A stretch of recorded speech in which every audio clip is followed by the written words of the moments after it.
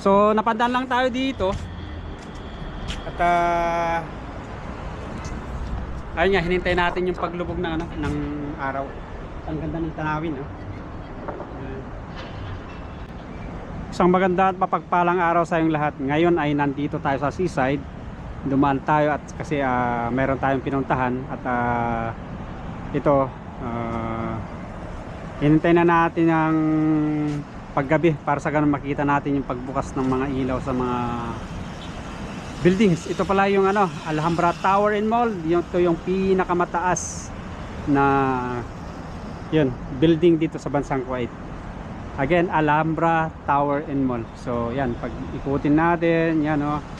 Yan, medyo nag-aagaw na yung dilim at saka ito rin yung ano, Kuwait Tower. Yan. Kuwait Towers. Yan. So dito naman sa seaside, ang daming mga nakaupo dyan, nagpipiknik dahil maganda yung panahon. So samahan nyo ako at iikot ko kayo dito. Yan, nagbubukas na yung mga ilaw. Yan o, ang ganda. Ang ganda ng ano, ng kapaligiran, no? Yan. Oh, so nakaka-relax, nakakawala, nakatatanggal ng homesick, pagod, stress sa trabaho. So yan, ang ganda oh, nagbubukas na yung mga ilaw pagpaikot. So samahan nyo ako at habang tayo ay pauwi dahil tulad sabi ko mayroon tayong pinuntahan, iikot ko kayo. Ito yung again Alhambra Tower Mall, yung pinakamataas na building dito sa bansang Kuwait. At dito dadaan naman tayo dito, pupunta natin yung Kuwait Towers. Okay, so samahan nyo ako.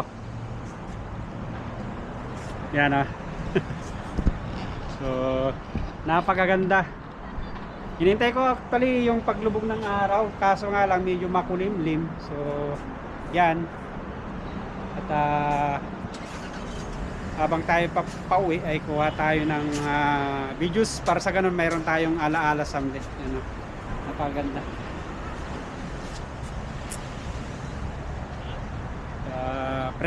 Ano kasi dito taglamig pero malapit na siguro mawala, kaya ang ganda na ng ano, ng klima, lalong lalo na sa seaside, lalong lalo na pag ano, pag weekend ang dami ng tao dito kasi nga tulad sabi ko napakaganda na yung ano, yung tempo. Dito ay dadaan kasi pauwi tayo, maglalakad lang naman tayo. Banda ron yung accommodation natin, malapit lang naman. Ang ganda oh. At least mayroon tayong remembrance someday. At ako pala si Ronnie, kasalukuyang OFW dito sa bansang Kuwait. So let's go. Pupunta tayo doon. Meron ano doon, view deck. Ano, ipapakita ko sa inyo kung ano dito. Ayun oh. Minsan ang daming mga ano doon, activation sigurado yung mga nandun. Punta din natin doon. At tamang-tama, palubog na yung araw. Yan oh. Nag-aagaw na yung dilim at saka liwanag. Kanina ano makulimlim, akala mo ulan. Ganda. Mga kapaligiran natin. So yung mga kababayan ko dito nandito sa bansang Kuwait, ang ganda ng mamasyal dito sa hapon. At saka yung mga may bike lane din dito. Magsimula dito ka patungo doon. Ayan, bike lane. Tsaka ang dami rin dito nagja-jogging pag sa umaga. Lalong lang, tulad sabi ko, napakaganda ng panahon. So samahan nyo ako, punta natin doon.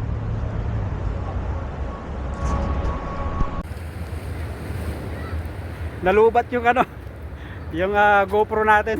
Di ko kasi napaganda na di ko lang pumunta rito, napadala kasi may meron akong pinuntahan. Kaya ito hindi parehas yung pagkakuha ng video. So ito, bukas na yung mga ilaw. Andito tayo. Punta natin yung view deck. Minsan paganda natin, para sa ganon, pupunta natin dito yung ganito oras. Maganda yung day off natin. Para sa ganon, dito tayo maghintay. Yan, yan yung Kuwait Tower. So, puntahan natin yung ano, lapit lang dito. Yung yan. Mayroon kasi mga dumaan eh. Yan, pagpaikot mo, ang ganda, bukas na yung mga ilaw.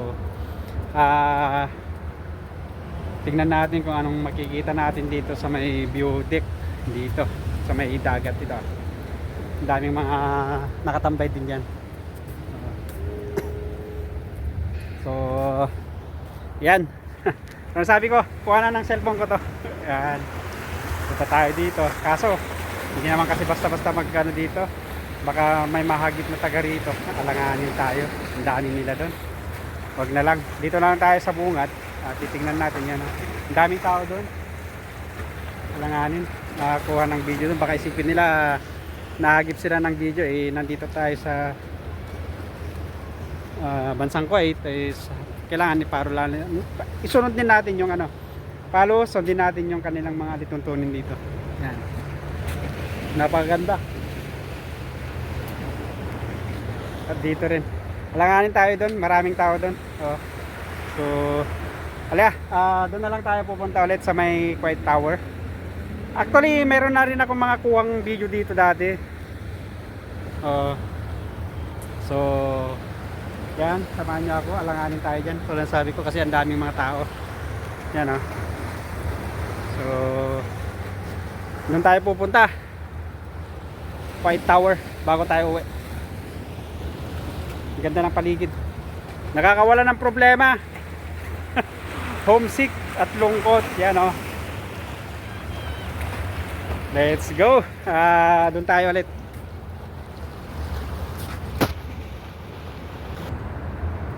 Doon may beauty ulit doon, puntahan natin doon. Yan, nakaka relax, fresh air, ang ganda ng panahon. Nag-jacket na nga ako kasi may dala ako, kasi medyo medyo lumamig na. Yan, ang ganda maglakad-lakad dito. So doon tayo ulit sa beauty doon, meron. Kanina doon tayo galing sa dulo. Tapos doon sana sa beauty dito sa may seaside, kaso ang daming tao doon, baka mahagip sila ng camera sa langanin. So doon tayo sa beauty ulit doon. Andito tayo ulit sa may isang beauty dito. Ang ganda bukas na yung mga ilaw. So yan napakaganda ng tanawin. Tsaka malapit na rin dito kasi Independence din nila, February 25 at 26. So pag dumating yung araw na yon, mas magninining pa mga ilaw dito. Ang ganda ng mga paligid dito, tanawin. Yan, dito na tayo, malapit na tayo sa may Kuwait Towers.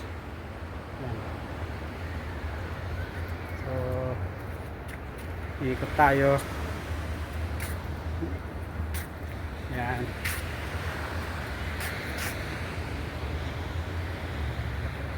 So pumunta tayo doon kasi madadaanan natin yan habang pauwi tayo. Yan. Dito naman yun, makikita na naman yung ilaw na yan, bandang Salmiya naman yan. Ikot. Itong bansang Kuwait, malit lang na bansa dito ito, kaso nga lang napakayaman naman, mayaman sa langis. Yan. Ang ganda. So pauwi na rin tayo at madadaanan natin mamaya ulit bandaron. So mga kababayan, kumusta ang buhay?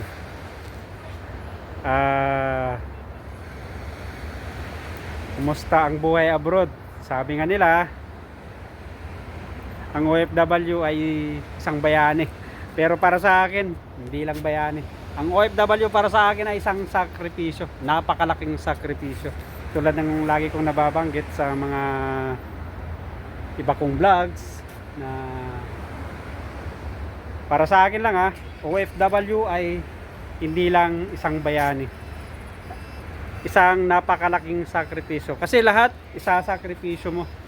Biruin mo, malayo ka sa pamilya, lahat titiisin mo, homesick, ulungkot, kapag may okasyon, napapalipasan mo yan. Kaya para sa akin, isang sakripisyo ang isang OFW. Ngayon, kung kasama mo ang iyong pamilya dito sa abroad, maswerte ka. Dahil di mo na kailangan tawagan sila araw-araw, makakasama mo sila lagi sa iyong pagkain, bago kayo matulog, paggising, lagi mo silang nakikita. Pero pag malayo ka sa iyong pamilya, napakalaking sakripisyo. Kaya yung may mga mahal sa buhay na nasa abroad, may mga nanay, tatay, anak, auntie, uncle na tumutulong sa inyo. Yung mga bata dyan na pinag-aaral kayo, mag-aaral kayo mabuti. Kasi napakahirap kitain ang pera dito sa abroad. Hindi pinupulot ang pera dito sa abroad. Dugot, pawis, lungkot ang mararanasan ni isang OFW bago niya makuha ang kanyang sahod. Yan ang totoo.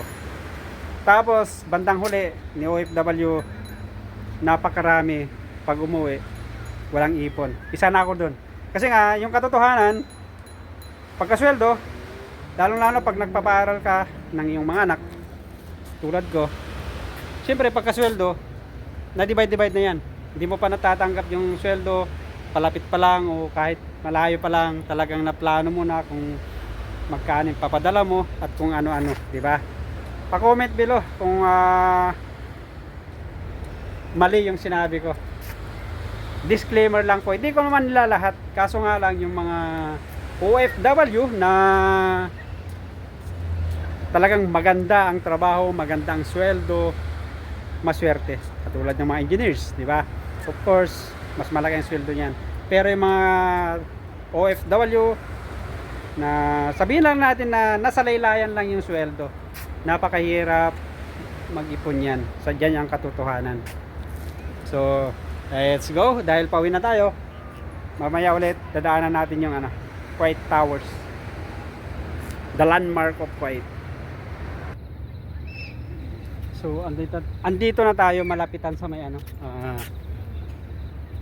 Kuwait Towers. Kaso nga lang hindi makuha ng full yung maganda sana yung GoPro kaso nga lang hindi naman tayo handa kasi kanina nalobat. So next time, pero next time ulitin natin pumunta rito kasi nga nagmamadali ako kanina.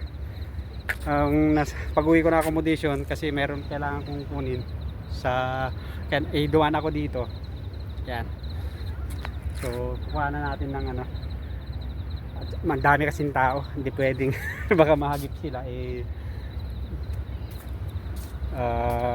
hindi naman pwede. So next time pupuntahan din natin ulit to. At saka tulad sabi ko, napakaganda ng ng klima, panahon.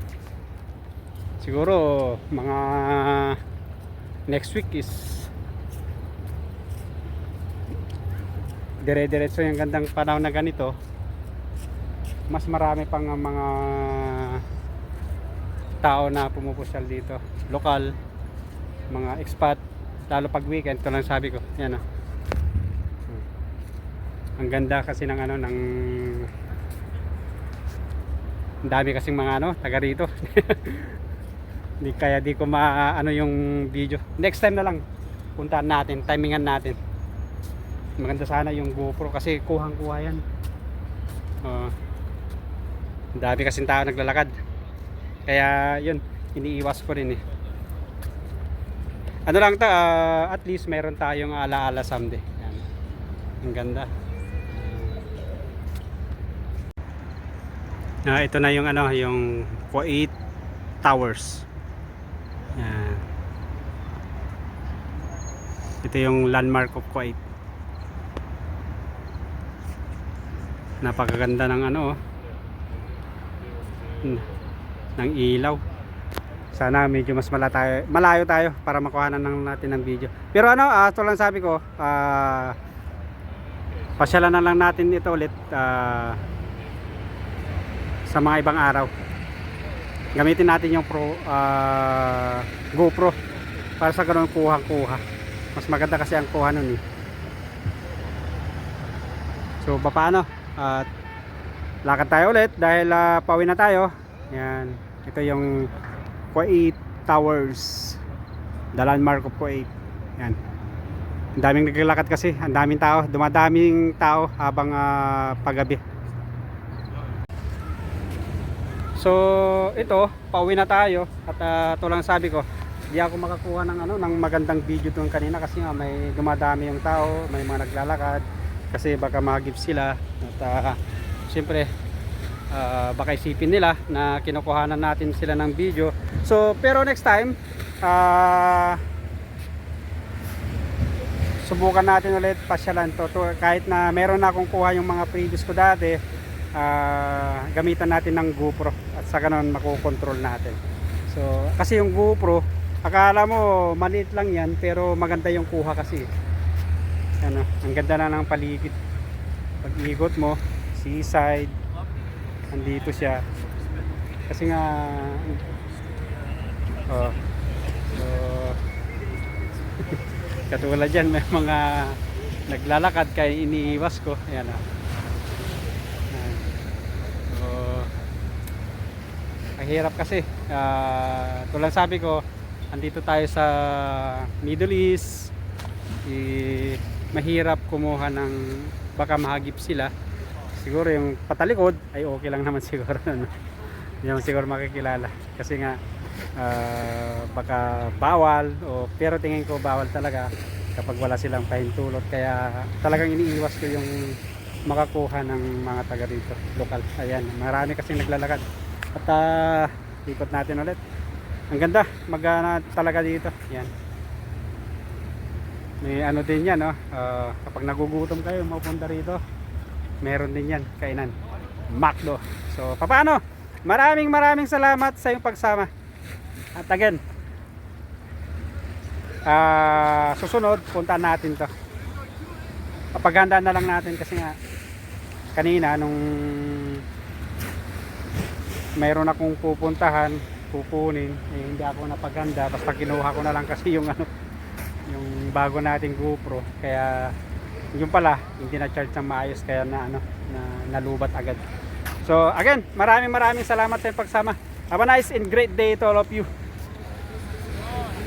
Pasupport ang channel ko, Ronnie Mutilla Vlogs. Have a nice again, isang maganda at mapagpalang araw sa lahat at kita-kits sa mga susunod kong videos.